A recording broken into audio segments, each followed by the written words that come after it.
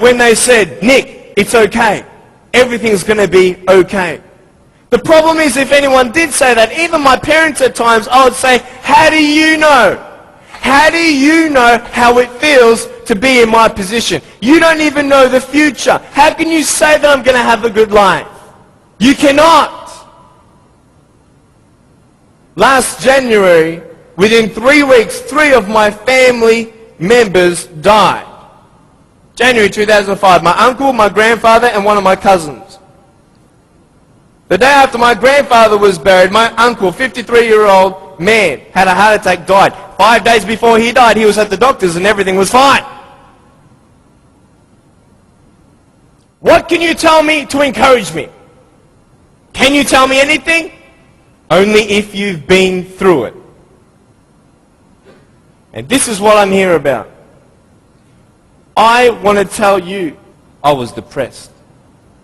I had suicidal thoughts at the age of 8. I had this massive list of all the things that I couldn't do and I'll never have in life. I never thought, I'll get married. Who'd want a husband without arms and legs? And I thought, even if I ever did get married, I'm not going to be even able to hold my wife's hand. I'm not going to be able to dance with my bride on our wedding night. I used to hate going to public parks and seeing fathers throwing up their kids in the air and sometimes dropping them. I won't have that intimacy with my sons and my daughters. I couldn't do this and I couldn't do that. And no one had any answers. And I thought I was the only one in such a predicament. What happened? What changed? The first thing I got you to write down was perspective. How you see your life is the first key. Who are you? And where are you in life? This is the first question I want to ask you. Even though the world can look at me, they can say, well, a guy having no arms and no legs, his potential is not unlimited, but limited. His potential, just because he has no arms and no legs, humanly speaking, in our logic, he's not going to be as successful as everybody else. Really? Why? Because of his disability. Really? What is a disability? Have you ever thought of that? A disability. I'll tell you what a disability is. Something that would hinder you to achieve something. Now, just because I have no arms and no legs, it doesn't mean that I can't be successful.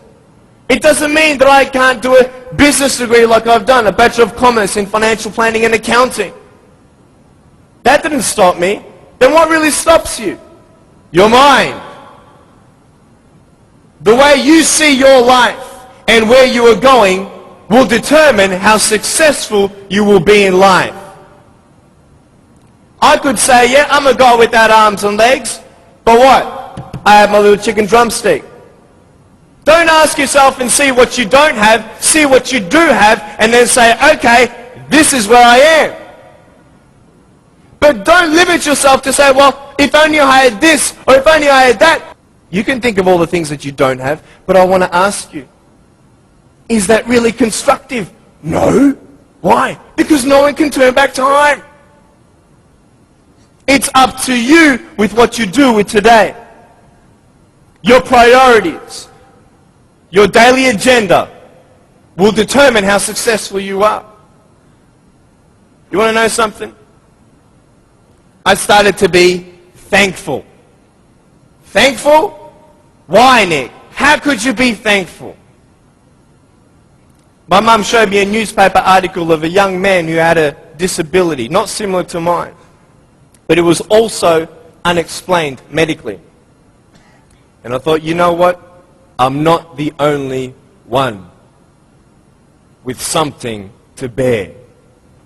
But I'm telling you, this perspective is everything. Giving yourself enough credit. Write this down. Give yourself credit.